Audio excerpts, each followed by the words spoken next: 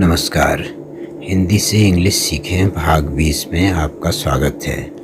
पिछले वीडियोज़ में हमने होना बी और करना डू और इनके तीसरे रूप हो चुका बीन और कर चुका डन, इसके अलावा अन्य क्रियाओं के तीसरे रूप जैसे जाना गो, इसका तीसरा रूप जा चुका अर्थात गॉन, खाना ईट, इसका तीसरा रूप खा चुका अर्थात ईटन, खेलना प्ले का खेल चुका प्लेड, निकलना राइज का निकल चुका रीजन, सूचित करना इन्फॉर्म का सूचित कर चुका इन्फॉर्म्ड।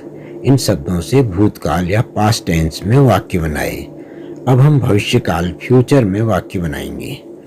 कल शाम तक मेरे पास हो चुका होगा सूचित होने का काम, या कल शाम तक मुझे सूचित किया जा चुका होगा, या मुझे सूचित कर दिया गया होगा। I will have been informed by tomorrow evening. मैं कल शाम तक आपको सूचित कर दूंगा।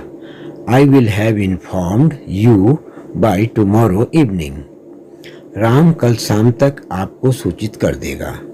Ram will have informed you by tomorrow evening. कल शाम तक राम कर चुका होगा जाने का काम, या राम कल शाम तक चला जाएगा। Ram will have gone by tomorrow evening. Ram चला गया होगा या जा चुका होगा जब तुम वहाँ पहुँचोगे। समझने के लिए Ram will have done go, जबकि यह वाक्य बिल्कुल भी सही नहीं है। जब हम डू का तीसरा रूप डन हटाकर गो का तीसरा रूप गॉन रख देंगे तब बिल्कुल सही वाक्य बनेगा। Ram will have gone। वह नहीं जा चुका होगा या वह नहीं गया होगा भविष्य में फ्यूचर में। He will not have gone। मैं खेल चुका होऊंगा। I will have played। सूरज उग चुका होगा। The sun will have been risen। सूर्य उदय हो चुका होगा। The sun will have risen। उसने क्रिकेट नहीं खेला होगा। He will not have played cricket। क्या सीता क्रिकेट खेल चुकी होगी? Will Sita have played cricket?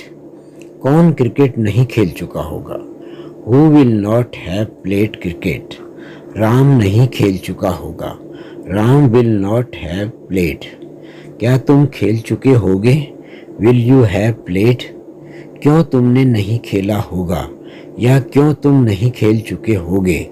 Why will not या why won't you have played? इस प्रकार से आज ही समाप्त करते हैं, शेष अन्य भाग में।